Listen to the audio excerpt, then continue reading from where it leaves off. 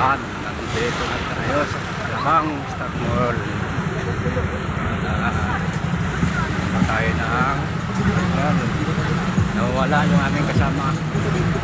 Nasaan na? Ayun.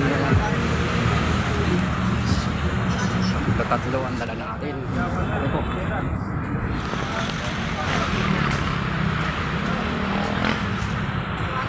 Ayun pala yung kasama namin.